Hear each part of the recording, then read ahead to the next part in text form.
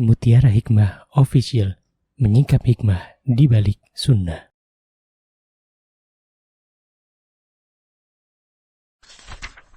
Salurkan donasi terbaik Anda untuk mendukung dakwah Mutiara Hikmah Official. Mari siapkan bekal akhirat kita. Jangan lewatkan kesempatan emas ini.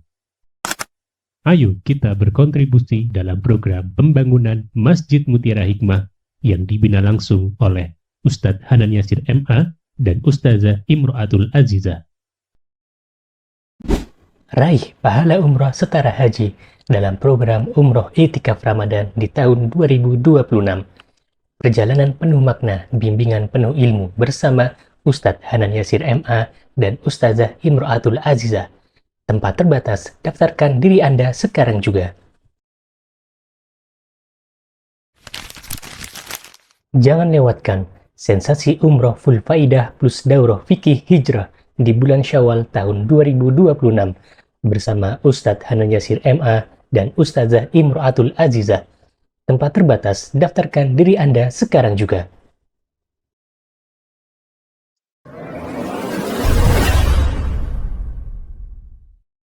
Ibu-ibu jamaah Majelis Taklim Raudatus Salihah yang saya cintai karena Allah. Alhamdulillah pada pagi hari ini, yakni hari Kamis tanggal 8 Januari atau bertepatan dengan 17 Rajab atau 16. Oh udah 19 Rajab ya, Masya Allah. Kita memohon kepada Allah semoga apa yang kita dapatkan pada hari ini Allah jadikan sebagai ilmu yang bermanfaat. Amin, Allahumma amin. Baik, silahkan dibuka teman-teman. Terakhir 10, sekarang 11, boleh dibantu? Monggo, silahkan. Ustazah Alfinda, Masya Allah. Dibacakan nak hadis dan terjemahannya.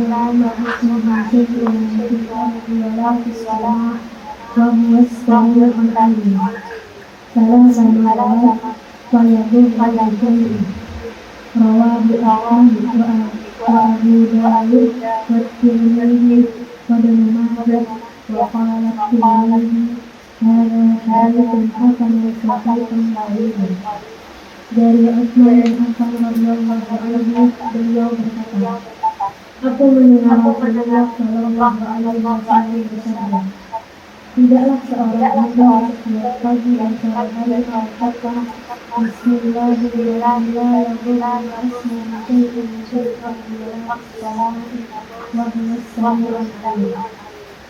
dengan nama Allah bersama namanya tidak ada sesuatu pun di bumi maupun di langit yang dapat membahayakan, dan dia benar-benar lagi maha mengetahui sebanyak 3 kali, maka tidak ada sesuatu pun yang dapat membahayakannya.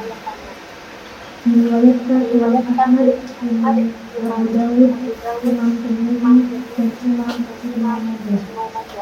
Imam Tirmidzi berkata, Hasan Sahih. Masya Allah, jazakillah khair, barakallahu fiik. Ibu-ibu, teman-teman yang saya cintai karena Allah, yang pertama yang ingin kita pelajari dari hadis yang ke-11 ini adalah tentang biografi Utsman bin Affan radhiyallahu anhu. Kenapa perlu kita pelajari bersama? Karena sesungguhnya Utsman bin Affan ini adalah salah satu khalifah ya, yang termasuk dari 4 Khulafaur Rasyidin. Jadi Khulafaur Rasyidin itu teman-teman adalah hamba-hamba Allah yang dipilih untuk menjadi pemimpinnya kaum muslimin, di mana 4 orang ini adalah orang-orang yang Allah ridhoi, orang-orang yang diberikan ar-rasyidin, diberikan petunjuk oleh Allah Subhanahu wa taala. Mereka berempat adalah Abu Bakar As-Siddiq radhiyallahu anhu, Umar bin Khattab radhiyallahu anhu, Utsman bin Affan radhiyallahu anhu, dan Ali bin Abi Thalib radhiyallahu anhu. Ada berapa berarti Ibu? 4. Siapa saja? Abu Bakar, Umar, Utsman dan Ali. Masya Allah. Nah, kita akan kenalan dengan Utsman bin Affan. Utsman bin Affan, ibu-ibu, nama beliau adalah Utsman bin Affan bin Abul As bin Umayyah bin Syam atau bin Abdus Syam bin Abdi Manaf bin Qusay bin Kilab. Ya, panjang banget ya. Cukup Utsman bin Affan, sudah. Ya. Coba ibu-ibu, kalau kita mendengar nasabnya Rasulullah sallallahu alaihi wasallam, maka kita akan dapati Rasulullah itu ujungnya itu Qusay bin Kilab, gitu kan ya? Berarti nasabnya Rasulullah dengan nasabnya Utsman, kalau ditarik nasabnya ke atas itu ketemu, Bu. Ya. Jadi satu marga, ya. Bahasanya satu apa tuh? Satu nenek moyang gitu ya. Walaupun kita sama-sama nenek moyang Nabi Adam ya, tapi Utsman itu termasuk bagian dari keluarganya Rasulullah sallallahu alaihi wasallam. Masya Allah ya. Nah, Utsman bin Affan ini, teman-teman, ibu-ibu yang saya cintai karena Allah, beliau mendapatkan julukan dengan Dzunnurain. Dzunnurain ini kadang kita suka kebalik-balik sama Dzatun Niqatain ya. Kalau Dzatun Niqatain itu Asma, kalau Dzunnurain ini Utsman. Kenapa Utsman diberikan julukan Dzunnurain, ibu-ibu? Karena Utsman menikahi putrinya Rasulullah sallallahu alaihi wasallam, 2 putri ya.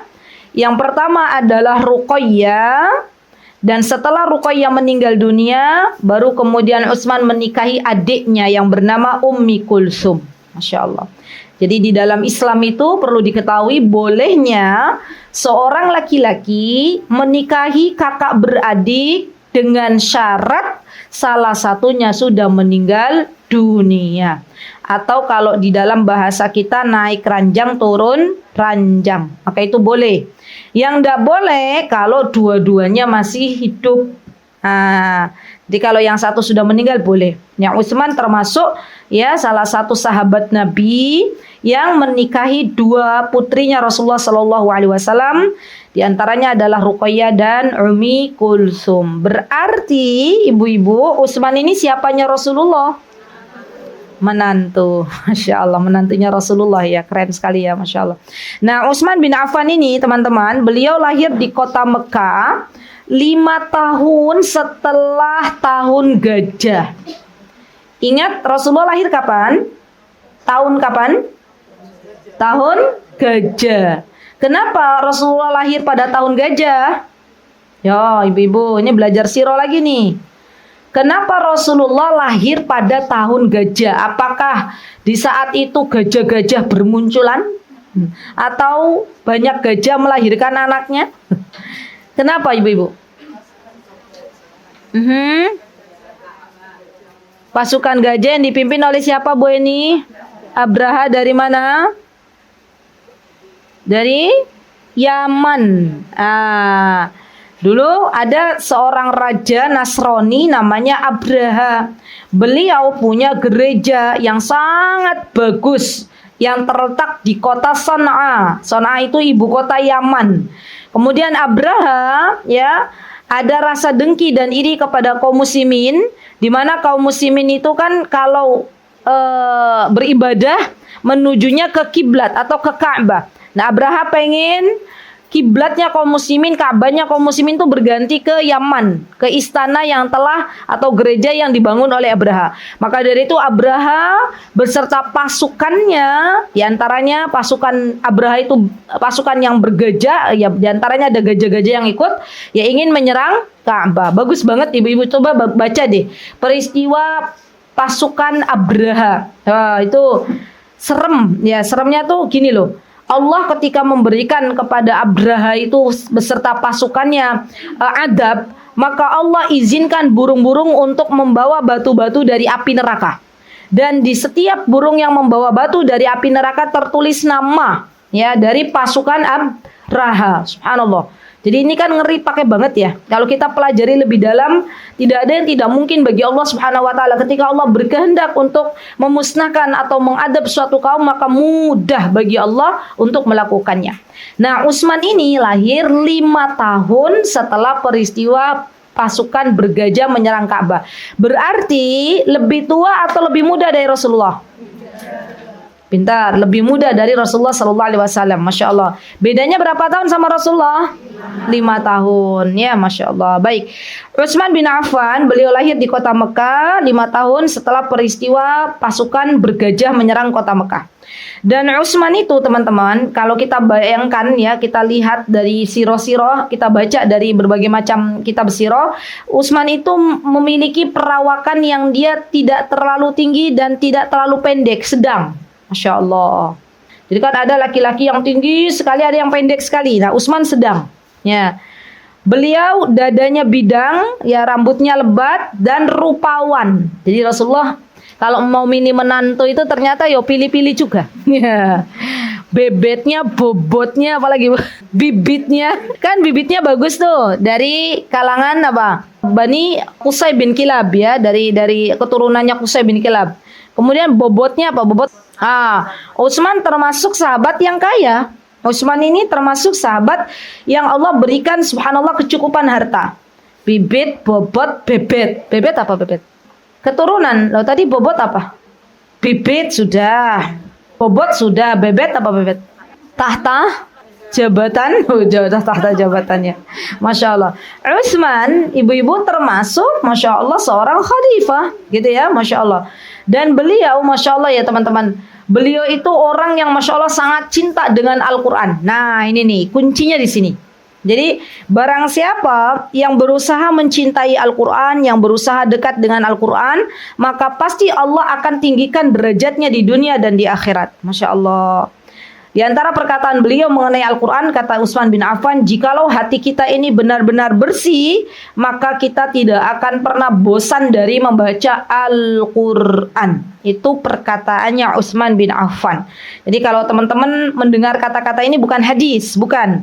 Tapi ini adalah perkataannya Utsman bin Affan atau dinamakan dengan athar. Ini perkataannya para sahabatnya. Masya Allah ya, jadi Utsman itu tidak melalui satu hari pun kecuali beliau pasti membaca Al-Quran. Masya Allah. Pertanyaannya untuk kita, sekarang sudah di bulan Rajab, bentar lagi Sya'ban, bentar lagi Ramadan. Al-Qurannya sudah mulai dibaca nopo dereng? Alhamdulillah, bersyukur kepada Allah. Ya, jadi kalau Allah memberikan kesempatan untuk kita baca Al-Quran setiap hari, teman-teman, itu nikmat yang harus kita syukuri. Kenapa? Karena banyak di antara hamba Allah membaca Al-Quran itu beratnya luar biasa, tapi nyekrol HP ringannya luar biasa. Jadi banyak zaman sekarang, gimana? Ya. Jadi kalau teman-teman sudah diberikan oleh Allah Subhanahu wa taala kesempatan untuk baca Al-Quran, baca. Walaupun dalam keadaan ngantuk-ngantuk ya nggak apa-apa. Ya, a'udzubillahi minasyaitonirrajim, mak jedut gitu ya. Nggak apa-apa, disyukuri dulu gitu loh. Alhamdulillah. Atau daripada misalnya Al-Quran sudah taruh di depan, belum dibuka, ternyata HP duluan yang dibuka. Ya, sampai siang Al-Qurannya belum dibuka. Masya Allah. Jadi ya mumpung belum masuk bulan Sya'ban, karena kalau sudah Sya'ban bentar lagi Ramadan. Gunakan waktu yang sangat sedikit ini teman-teman untuk membaca Al-Quran, mentadabburi Al-Quran dan mengamalkannya. 3 ini harus kita lakukan sebelum Ramadan. Ya.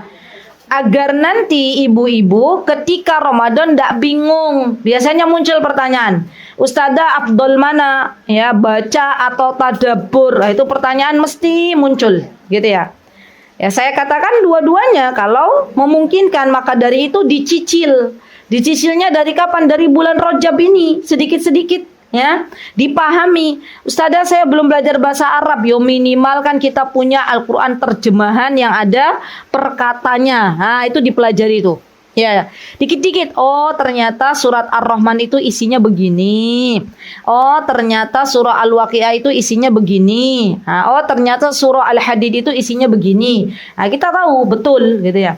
Dari kapan kita pelajari? Dari bulan Rajab. Nah, Utsman ini termasuk salah satu sahabat yang sangat mencintai Al-Quran. Subhanallah, subhanallah.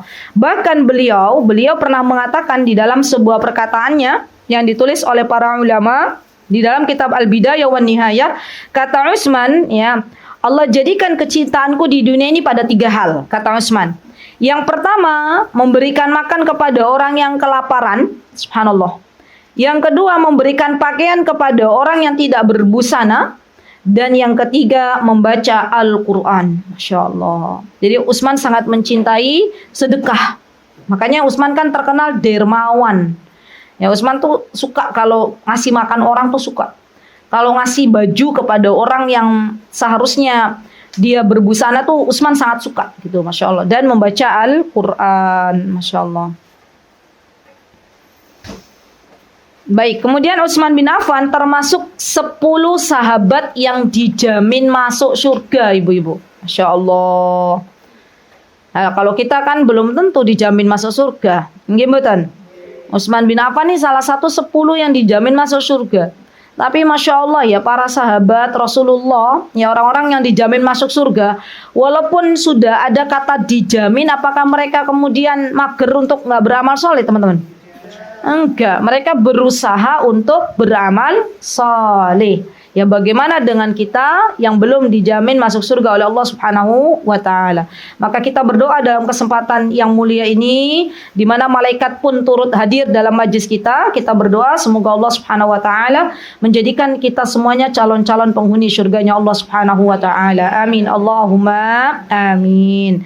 Baik, kemudian Utsman bin Affan, teman-teman, kita tahu tadi ya, beliau adalah seorang yang sangat-sangat dermawan. Nah, jadi ingat jamaah umroh kemarin nanya ke saya, Ustaz Aziza, kemarin pas kita lewat bandara, ya kan dari bandara Madinah, kami turun dari Surabaya naik pesawat menuju Madinah. Nah, sebelum ke hotel, itu lewat hotel tulisannya Wakaf Utsman. Hotel Funduk Wakaf Utsman. Salah satu jamaah tanya ke saya, Ustaz Aziza itu memang hotelnya punya Utsman ya, katanya gitu ya. Nah, ada Bu, ya saya doakan semoga ibu-ibu semuanya yang hadir di sini Allah mudahkan untuk mengunjungi kota Madinah. Amin, ya amin, Allahumma amin. Nanti ketika di Madinah jalan-jalan, jangan cuma di hotel aja, jalan-jalan ke belakang. Hotelnya Utsman, wakafnya Utsman tuh pinggir jalan, tapi nggak sampai nyebrang jalan. Nah, hotelnya orang Indonesia tuh deket-deket Bu, ya. Jarang ada hotel orang Indonesia nyebrang jalan besar. Ya, paling jalan kecil-kecil, ring 1, ring 2, ring 3. Nah, itu Madinah itu kayak gitu-gitu aja. Ya, maka bersyukur kepada Allah karena saudara-saudara kita orang Bangladesh, orang Pakistan, orang Palestina, orang daerah-daerah sana ya, itu kalau hotel tuh yo nyebrang. Ya, sampai ada di Madinah loh, sampai ada yang naik mobil segala. Ya. Nah, hotelnya Wakaf Utsman ini menurut sejarah kata orang-orang Arab ya, saya dengar dari kisahnya orang-orang sana itu, jadi Utsman itu waktu meninggal dunia ya, beliau itu meninggalkan harta yang sangat banyak, termasuk sumur yang dibeli oleh Utsman bin Affan dari orang Yahudi. Jadi zaman dulu ada sumur milik orang Yahudi, ya dibeli nggak boleh. Ya akhirnya Utsman pakai apa namanya? Pakai taktik. Ya udah orang Yahudi saya beli setengahnya. Kata Utsman ya, saya beli setengahnya. 1 hari buat kamu, 1 hari buat kaum muslimin. Gitu, ingat nggak kisahnya? Maka Utsman pun beli tuh Bu Eni, beli sumur. Masya Allah, keren banget ya. Sumur dibeli, apalagi belinya orang Yahudi yang kita tahu orang nindasnya luar biasa kan? Ya dimahalin, udah tahu itu mau dibeli sama Utsman, orang kaya dimahalin sama orang Yahudi. Ya, akhirnya apa? Kata Utsman, wahai kaum muslimin, kalau itu harinya kaum muslimin kalian ambil air. Gitu ya, ambil air yang banyak. Ya, nanti giliran itu harinya orang Yahudi, jangan beli air sama orang Yahudi. Akhirnya apa Bu? Orang Yahudi nggak laku airnya. Ya, nah itu kisah nyata. Ya, dan ujung-ujungnya apa? Alhamdulillah sumur itu dibelilah semuanya oleh Utsman. Ya. Itu para sahabat itu keren-keren, Masya Allah. Mereka tuh berpikirnya luar biasa. Ya, mereka kaya tapi kekayaannya itu diberikan untuk maslahat kaum muslimin, Masya Allah. Nah, jadi sumur pernah dibeli oleh Utsman. Dari sumur itu, Utsman pun punya kebun kurma yang sangat luas, ibu-ibu. Sampai kalau sekarang ya, teman-teman merasakan Ramadan ada pembagian kurma dari pemerintah Saudi, itu dari kebun milik Utsman. Masya Allah. Ya Ya Allah, jariahnya banyak, pakai banget. Nah, maka salah satu hartanya Utsman tuh ditempel di hotel. Ya, hotelnya berbayar ibu-ibu, tapi nanti dari uang itu diputar untuk kemaslahatan kaum muslimin. Masya Allah. Maka dari itu, mari kita berdoa kepada Allah. Minta doanya begini, bukan ya Allah karuniakan kepadaku harta yang banyak, bukan. Ya doanya begini, ya Allah jadikanlah hamba seperti Utsman bin Affan. Nah, kita kan kadang salah doa, Bu. Ya Allah berikan aku harta 10 M, gitu kan ya. Allah kasih 10 M, tapi ternyata akhirnya kita nggak mau mengeluarkan harta. Ya, Syekh, salah satu saya mendengar seorang Syekh muhadharah, katanya ada salah satu ibu minta kepada Allah harta 3 M Saudi. Ya, kemudian tanpa disertai bil afiyah, tanpa disertai dengan ya Allah kata bil afiyah. Bil afiyah itu kata selamat. Akhirnya apa? Pernah dengar ya Mbak Mia ya? Akhirnya anaknya terbunuh gitu ya. Dan uangnya dapat diatnya itu ya, ditebus ya dengan bayaran 3 M itu. Ya, maka kita mintanya sama Allah, ya Allah jadikanlah hamba seperti Utsman bin Affan. Berarti kalau seperti Utsman bin Affan paketan. Ya, paketannya apa? Hartanya banyak, barokah gitu ya. Tulis. Iyo, tulis. Harus tulis, sekarang tulis. Di antara proposal doa, tulis. Ya Allah Ustazah, emang iso saya seperti Utsman bin Affan. Orang ya saya kalau jualan sehari dapat emung 20.000 Bu. Kita itu hamba Allah yang maha kaya. Berdoa aja. Ya, urusan nanti gimana udah itu urusannya Allah. Ya Allah jadikanlah hamba kami, keluarga kami seperti keluarganya Utsman bin Affan. Masya Allah. Cinta Al-Quran, hartanya banyak dan barokah. Please, Masya Allah. Sudah? Baik. Utsman bin Affan, beliau masuk Islam ketika ya usia beliau 34 tahun. Ya. Dan masuk Islam diajak oleh Abu Bakar As-Siddiq radhiyallahu anhu. Masya Allah. Karena Utsman itu hatinya lembut, maka ketika Abu Bakar mengajak Utsman untuk masuk Islam, ya masuk Islam aja cepet gitu ya, Masya Allah. Jadi ibu perlu kita berdoa, ya Allah jadikanlah kami keluarga seperti Utsman bin Affan. Baik, sudah ya. Ada nggak yang pengen punya menantu kayak Utsman? Boleh acungkan tangan, angkat tangan. Wah. Semua pengen ya. Tapi masalahnya kita udah seperti mencontoh Rasulullah belum? Kalau Rasulullah punya menantu kayak Utsman, karena Rasulullah udah bagus gitu ya. Ya tapi kita tetap berdoa ya ibu-ibu. Semoga kita semuanya dapat menantu seperti Utsman. Apa Mukarata? Aduh, anak saya yang laki-laki masih kecil. Kecuali yang perempuan. Alhamdulillah. Baik. Yuk kita belajar. Termasuk Utsman ibu-ibu. Utsman juga termasuk seorang perawi hadis. Nah, ini yang ketinggalan. Utsman itu termasuk perawi hadis. Ya, kenapa? Karena Utsman juga duduk di majelisnya Rasulullah SAW. Maka di antara hadis yang diriwayatkan oleh Utsman adalah hadis yang akan kita pelajari pada pagi hari ini. Baik. Apa hadisnya? Hadisnya adalah Utsman bin Affan radhiyallahu anhu berkata, Sami'tu Rasulullah sallallahu alaihi wasallam yaqul.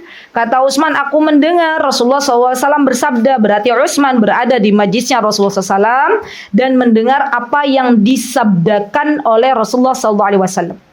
Apa kata Rasulullah SAW? Ma itu apa? Ya, ma min abdin, ya tidaklah seorang hamba yaqulu fi sabahi kulli yaumin wa masai kulli lailatin. Tidaklah seorang hamba membaca di setiap pagi dan sore hari. Maksudnya adalah zikir pagi dan petang. Maka dari itu teman-teman, yang namanya zikir pagi dan petang itu adalah ibadah yang kita prioritaskan. Ingat, beribadah juga perlu ilmu. Jangan sampai kita beribadah asal beribadah. Wabil khusus ibadah-ibadah yang ada waktunya dan waktunya terbatas itu didahulukan. Contoh, Zikir pagi afdoliyanya adalah setelah sholat subuh selesai, zikir setelah sholat, baru boleh lanjut zikir pagi. Sampai kapan Ustazah? Sampai matahari terbit. Itu waktu afdoliyah, waktu yang paling utama. Tetapi kalau seandainya setelah matahari terbit qadarullah kita belum membaca zikir pagi, maka boleh membacanya setelah matahari terbit. Zikir petang, zikir sore, afdoliyahnya kapan? Ba'da asar. Setelah sholat asar, kita zikir setelah sholat dulu, baru setelah zikir setelah sholat, jangan langsung bergegas, zikir petang. Insya Allah, zikir pagi dan petang, kalau sering kita rutinkan, itu tidak menghabiskan banyak waktu. Gitu ya. Sampai kapan waktunya? Sampai matahari tenggelam. Kalau seandainya belum membaca zikir petang sampai matahari tenggelam, apakah boleh dilakukan setelah matahari tenggelam? Boleh. Ya, dan ini kita memohon kepada Allah. Kenapa? Karena zikir pagi petang itu Masya Allah banyak sekali manfaatnya. Dimulai dari ayat kursi gitu kan ya. Kemudian membaca Al-Ikhlas, Al-Falaq, An-Nas, meminta kepada Allah, bersyukur kepada Allah, asbahna ala fitratil Islam wa ala kalimatil ikhlas wa ala dini nabiyina Muhammadin sallallahu alaihi wasallam. Kemudian di situ ada sayyidul istighfar, Allahumma anta rabbi la ilaha illa anta khalaqtani wa ana abduk. Ada juga minta kesehatan, Allahumma afini fi badani, Allahumma afini fi sam'i, Allahumma afini fi basari. Kan ada ya, kita minta kesehatan. Kita minta perlindungan dari kefakiran. Allahumma inni a'udzubika minal kufri wal faqri. Kemudian apa lagi di zikir pagi petang itu? Kemudian ada juga minta dijaga oleh Allah. Allahumma hfadni min baini aidina wa min khalfina, atau min khalfi wa an yamini wa an shimali wa min fawqi wa a'udzu bi'azamatika an ughtala min tahti. Ya. Ada juga apalagi ibu-ibu, ikrar kita, raditu billahi rabba wa bil islami dina wa bi Muhammadin sallallahu alaihi wasallam nabiyya. Ya. Nah, zikir-zikir itu ibu-ibu banyak sekali manfaatnya. Maka dari itu, dalam beribadah seorang muslim hendaklah memprioritaskan sesuatu yang ada batas waktunya. Ya, contoh ini ya Bu ya, biar gampang. Panjenengan bangun malam, ya, kemudian tidur lagi, terbangun lagi sebelum waktu subuh, 15 menit sebelum azan. Maka apa yang dilakukan? Kalau sudah sholat witir, sudah. Yang waktu kedua ini nggak usah sholat. Sudah, sholatnya tadi di waktu pertama bangun, 2:30 bangun, terus tidur lagi, gitu kan ada ya, misalnya. Nah, kalau jam tadi sudah witir, maka sebelum subuh perbanyak istighfar. Ya, kenapa? Karena waktunya terbatas. Ya, perbanyak istighfar. Di waktu sahur itu kita diminta untuk memperbanyak istighfar. Ya. Kemudian setelah itu nanti kita setelah adzan subuh, maka waktu juga terbatas, kita mulai dengan qobliyah subuh 2 rakaat. Ya. Baru setelah itu nanti sholat subuh, setelah sholat subuh berzikir kepada Allah Subhanahu wa taala. Jadi amalan yang dianjurkan oleh baginda Rasulullah SAW setelah subuh adalah berzikir, bukan yang lainnya. Ya, bukan yang lainnya. Nanti setelah ba'da subuh terserah ibu-ibu mau apa, mau zikir pagi petang boleh, mau ada pengajian boleh. Ya, baru setelah itu nanti nunggu matahari terbit ya. Setelah matahari terbit tunggu 10 menit, masuk sholat waktu duha. Sholat duha juga dalam keadaan terbatas sampai sebelum waktu duhur, setengah jam sebelum waktu duhur, ya baru kemudian sholat duhur. Terus begitu. Ya. Jadi kita ini harus pintar-pintar, pandai-pandai melihat kondisi waktu. Ya. Kenapa? Karena ada macam-macam amal soleh yang dia sangat erat kaitannya dengan batas waktu. Ya, baik. Kemudian di sini disebutkan di antara zikir yang kita baca di pagi hari dan di sore hari adalah bacaan Bismillahilladzi. Udah hafal semua belum?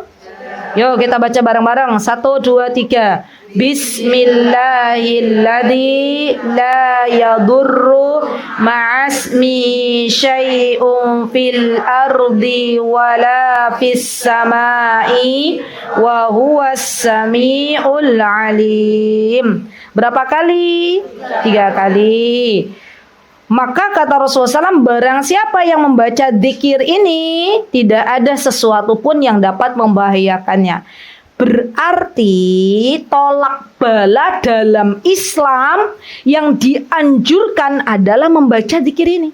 Nggak usah cari yang macam-macam. Ya, nggak usah kita cari gelang-gelang yang kita kalungkan atau kita taruh di pergelangan tangan. Untuk apa, Bu? Kok pakai gelang? Ustazah nuwun sewu niki penolak bala. Loh, niki wonten zikir, dikagem, dipakai gitu ya. Loh, napa Bu nih kok di pintunya ada tulisan-tulisan Arab? Ibu tahu nggak tulisannya nopo mboten Ustazah? Saya nggak ngerti itu. Tadi ada yang ngasih suruh taruh di sini. Loh, manfaatnya nopo? Katanya biar buat tolak bala. Lah niki jelas zikire. Ya.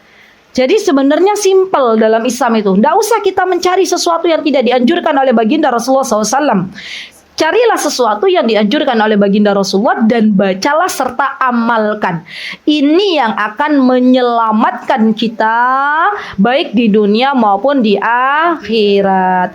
Ibu-ibu, ketahuilah barang siapa yang sukanya mencari-cari sesuatu yang tidak dianjurkan oleh baginda Rasulullah SAW, maka Allah akan hukum orang itu dengan kecemasan yang berlebih.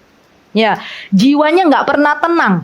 Nah, jadi kalau misalnya ada orang ya datang tuh jiwanya tuh senantiasa cemas, ya nggak tahu dari mana kecemasan itu datang, senantiasa negative thinking, nggak yakin dengan Allah. Mungkin ada amalan-amalan yang dia lakukan ya tidak sesuai dengan anjuran Rasulullah SAW.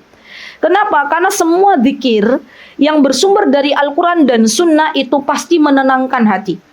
Jadi di antara cara menyehatkan jiwa kita, di antara cara muslimah mendapatkan kesehatan mental adalah membaca zikir-zikir yang sesuai dengan anjuran Rasulullah Sallallahu Alaihi Wasallam. Dan di sini disebutkan ibu-ibu, zikir pagi baca Bismillahirrahmanirrahim, la yadurru ma'asmi syai'un fil ardi wala fis sama'i wa huwas samiul alim. Itu 3 kali saja. 3 marrat. Ustazah, boleh nggak biar afdal 5 atau 4? Boten parang. Loh iki sana anjurannya 3. Coba nyenengan. Kalau dikasih resep sama dokter, ya. Bu, ya. Niki obat silakan diminum berapa kali biasanya kalau 3 kali 1. Berarti sehari berapa kali? 3. Terus kita bilang ke dokternya, "Dok, ya saya tuh pengen cepat sembuh ya, Dok. Boleh nggak biar cepat obatnya, Dok? Saya minum sehari 5 kali." Overdosis. Nggak sembuh nanti. Ya, malah jadinya parah, betul. Ya sama, zikir juga. Jadi teman-teman, ibu-ibu, kita perlu cerdas dalam beribadah. Jangan percaya kalau ada zikir, di mana zikir itu yang menyebutkan misalnya, barang siapa yang membaca kalimat ini 1000 kali, maka akan mendapatkan 1, 2, 3, 4. Dilihat sumbernya nggak ada dari Al-Quran, nggak ada dari Sunnah, nggak ada dari hadis, nggak usah dilakukan. Buang-buang waktu. Eman, kita hidup di dunia hanya sebentar. Carilah yang sudah jelas-jelas barokah, carilah yang sudah jelas-jelas benar dari baginda Rasulullah Sallallahu Alaihi Wasallam. Gitu nggih ibu-ibu nggih. Jadi tadi zikir petangnya berapa kali? 3. Pagi dibaca 3. Tidak dikurang dan tidak dilebihkan. Baik, yuk kita baca, kita tadabburi apa sih makna bismillah. Kata para ulama, bismillah itu adalah kita menyebut nama Allah Subhanahu wa taala. Azkuru ismuhu ala wajhi ta'dim wa tabarruk. Ketika kita mengatakan bismillah, rasakan kita sedang mengagungkan nama Allah Subhanahu wa taala.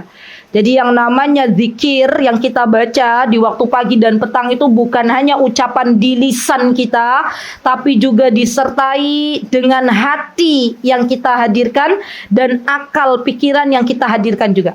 Beda Bu pengaruhnya orang yang membaca zikir hanya cuman Bismillahirrahmanirrahim. Ya, dengan benar-benar kita tadabburi bismillah. Berarti kita sedang mengagungkan Allah Subhanahu wa ta'ala. Bismillah artinya kita sedang mengagungkan Allah Subhanahu wa taala. Bismillah alladzi la yadurru ma'asmi. Apa itu artinya? Ma'a dzikrihi bi'tiqadi husni wa niyati khalisah. Ya, artinya adalah ketika kita menyebut nama Allah, maka kita yakini bahwa tidak ada sesuatu pun di bumi ini yang bisa memberikan bahaya kecuali atas izin Allah. Bismillah alladzi la yadurru ma'asmihi syai'un fil ardi wala fis sama'i minal bala'in nazil. Jadi kita harus yakin. Jangan separuh-separuh. Kadang ada orang begini, ya udah yakin tuh sama Allah, nggak ada yang bisa memberikan manfaat, nggak ada yang bisa memberikan bahaya. Terus setannya bilang, tapi, nggak boleh gitu. Harus yakin. Panjenengan minum air zam-zam, ya, yakin bahwa Allah akan menyembuhkan penyakit panjenengan dengan keraguan-keraguan. Moso iyo zam-zam iso nyembuhin atas izin Allah, kan ini mung air. Nah itu tuh beda tuh, pengaruhnya beda. Ya, orang yang dia minum zam-zam dengan yakin Allah sembuhkan. Orang yang ada keraguan di dalamnya Allah tidak sembuhkan. Ya, ketika panjenengan minum madu, ya, yakin bahwa madu itu adalah salah satu ikhtiar untuk menyembuhkan penyakit. Allah yang memberitahu kita di dalam Al-Quran. Dan ketika kita yakin, maka insya Allah biiznillahi ta'ala Allah azza wa jalla sembuhkan. Kalau mungkin ibu-ibu pernah dengar namanya sugesti kali ya. Padahal dalam Islam itu namanya keyakinan, yakin. Kita tuh ibadah harus yakin. Maka ketika kita membaca doa ini, Bismillah alladzi la yadurru ma'asmi syai'un fil ardi wala fis sama'i. Berarti nggak ada satupun yang bisa membahayakan, baik itu debt collector, misalnya ya ibu-ibu dikejar sama debt collector, ataupun orang yang pengen memberikan bahaya kepada kita misalnya, ya, maka tidak ada satupun kalau Allah belum berkehendak. Ya, sesuatu yang di bumi ataupun di langit tidak ada yang bisa membahayakan kita kecuali Allah. Maka yang perlu kita takuti siapa? Allah. Ya, jangan sampai waliyadzubillah kita lewat di sebuah pohon terus kita bilang, ya, orang-orang bilang kalau mau di pohon itu lewat gitu ya, bilang derek langkung, ya. Padahal nggak ada siapa-siapanya. Ya, orang-orang sekitar bilang katanya ada yang menghuni. Loh, yang menghuni itu kan makhluknya Allah. Nggih, ya, ya udah kita nggak usah derek langkung. Kita bilang Bismillahilladzi la yadurru ma'asmi syai'un fil ardi wala fis samawati atau a'udzu bikalimatillahi tammati min syarri ma khalaq. Ya, dan itu harus yakin dibaca, yakin. Nggak bisa separuh-separuh. Yakinnya harus 100%. Ada boleh nggak 99% buatan parang? Ya, ya harus yakin. Kan yang berat tuh diyakinnya itu loh, Bu. Ya. Ibu-ibu pernah nggak sih merasakan kita berdoa gitu ya sama Allah. Kita percaya Allah tuh zat yang maha segalanya, terus ada keraguan, pernah nggak? Pernah. Maka untuk menghilangkan keraguan tersebut, kita minta lagi sama Allah. Ya Allah, hilangkanlah keraguan dari dalam diriku. Ya Allah, hilangkanlah was-was dalam diriku. Karena gangguan, ya, keraguan, was-was itu datangnya dari syaitan. Ya. Baik, setelah kita yakin bahwa tidak ada yang bisa memberikan bahaya kecuali atas kehendak Allah, baru kemudian kita berikrar wa huwas samiul alim. Allah as-sami' yang maha mendengar, Allah al-alim yang maha mengetahui. Ya, kata para ulama di sini as-sami' bi aqwalina, Allah mendengar semua apa yang kita katakan, semua apa yang kita ucapkan. Allah mendengar apa yang terlintas di dalam hati kita. Allah mendengar apapun yang kita suarakan baik kecil maupun besar. Al-alim ay bi ahwalina, atau Allah mengetahui apa-apa yang ada dalam diri kita atau yang ada di sekitar kita. Baik. Terakhir, ibu-ibu, fawaid atau faidah apa yang bisa kita ambil dari hadis ini? Yang pertama, ta'kidul ityan bihadzi dzikr liyattaqil insan bi qudratillahi ta'ala minan jami'il ba'si wad darar. Kita harus punya keyakinan bahwa tidak ada yang bisa mendatangkan, ya, bahaya kecuali Allah Subhanahu wa taala. Ya, baik. Yang kedua, al-i'timad 'ala Allah Ta'ala fi talabin najati was salamati wal 'afiyah. kita sebagai hamba yang lemah hendaklah banyak-banyak bersandar, meminta kepada Allah untuk keselamatan diri kita, untuk kesuksesan an-najat, dan untuk kebahagiaan dalam kehidupan kita, dijauhkan dari musibah, dijauhkan dari segala apa yang tidak kita kehendaki. Minta sama Allah. Ya, bukan minta kepada yang lainnya. Baik. Yang ketiga, qauluhu sallallahu alaihi wasallam yaqulu fi sabahi kulli yawmin wa masa kulli lailatin dalilun ala adami inqita'i sababil himayati rabbaniyah lil 'abd idza qala hadha dzikr kama warada fil hadis lianna ittisal as-sabahi bil yawm wal masa bil lail yadullu ala ma taqaddam. Betul. Jadi ketika kita dikasih tahu sama Rasulullah SAW bahwa ketika kita masuk waktu pagi, ketika kita masuk waktu petang, kita baca zikir ini, maka ini merupakan sesuatu yang mulia yang harus kita prioritaskan. Orang-orang bertakwa, orang-orang pilihannya Allah adalah orang-orang yang diberikan petunjuk untuk membaca zikir pagi dan petang. Jangan tinggalkan zikir pagi dan petang. Baik. Kemudian yang keempat, min fawaid taqyidudz dzikru bis sabahi wal masa qat'ul ghafla 'anil muslim. Ya, betul. Jadi, teman-teman, cara kita agar tidak lalai mengingat Allah dengan membiasakan diri kita zikir pagi dan petang. Cara kita agar tidak melupakan Allah, tidak lalai dari Allah, maka diantaranya biasakan zikir pagi dan petang. Kita nih, jujur aja ya ibu-ibu, kalau ada di antara kita yang sedang diuji oleh Allah dengan penyakit, doa yang paling kencang ibu-ibu, doanya, ya Allah angkatlah penyakitku atau angkatlah kelalaianku dari mengingatmu. Jujur, ya Allah angkatlah penyakitku atau ya Allah angkatlah kelalaian diriku dari mengingatmu. Mana yang paling banyak? Kalau lagi sakit. Penyakit. Berarti kita lupa baca yang kedua. Ya. Jangan tunggu sakit, berdoalah kepada Allah dengan jujur, ya Allah, angkatlah kelalaian dari dalam diriku dari mengingatmu, gitu. Karena banyak orang-orang yang Allah Azza wa Jalla takdirkan untuk tidak mengingat Allah, untuk sedikit mengingat Allah. Nah, jadi kita minta kepada Allah agar kita ditakdirkan oleh Allah untuk banyak-banyak mengingat Allah Subhanahu wa ta'ala. Baik, sudah berapa ibu-ibu? 4. Baik. Terakhir, di sini disebutkan qimatus thawab wa ma jubilat alaihi nafsu al-bashariyah min talabiha lis-thawabi wal 'aud amma taqumu bihi. Walidha 'alaqa Nabi sallallahu alaihi wasallam al-ajrul 'azim min al-himayati wa daf'u syurur bi mujarrad kalimatin yasira yaquluha al-muslim fi sabahihi wa masaihi. Masyaallah. Barang siapa yang dia mendawamkan zikir pagi dan petang, maka ia akan mendapatkan pahala yang luar biasa di hadapan Allah. Dan juga dijauhkan dari mara bahaya, dijaga oleh Allah Subhanahu wa ta'ala. Masya Allah. Kata Rasulullah, padahal hanya apa? Hanya zikir yang menurut beliau tuh ringan. Gitu, zikir pagi petang tuh ringan, ibu-ibu. Bagi yang Allah berikan hidayah, Allah berikan petunjuk. Ya. Walaupun pada awalnya orang yang belum terbiasa zikir pagi petang itu berat, tapi dibiasakan nanti insya Allah ringan. Ya. Ustazah boleh nggak baca zikir pagi petangnya dari PDF yang di HP? Boleh, silakan. Ya. Kadang kalau di buku teman-teman belum hafal, bukunya nggak ada, akhirnya nggak zikir pagi petang. Ya. Sekarang sudah banyak aplikasi. Ya. Ada aplikasi apa doanya itu bagus, pakai banget tuh. Warnanya biru. Nah itu tuh lengkap doa, macam-macam doa banyak. Ya. Jadi kan ibu-ibu kalau kemana-mana bawa HP kan. Ya, kalau mana ibu-ibu yang lebih menggelisahkan, ketinggalan HP atau ketinggalan buku zikir pagi petang? Masya Allah, Mukurota. Jadi HP-nya ketinggalan nggak galau ya Mukurota? Buatan jujur beliau. Kan kita katanya menilai seseorang dari dohirnya. Masya Allah. Perlu dicontoh gitu ya. Masya Allah. Allahumma barik. Masya Allah.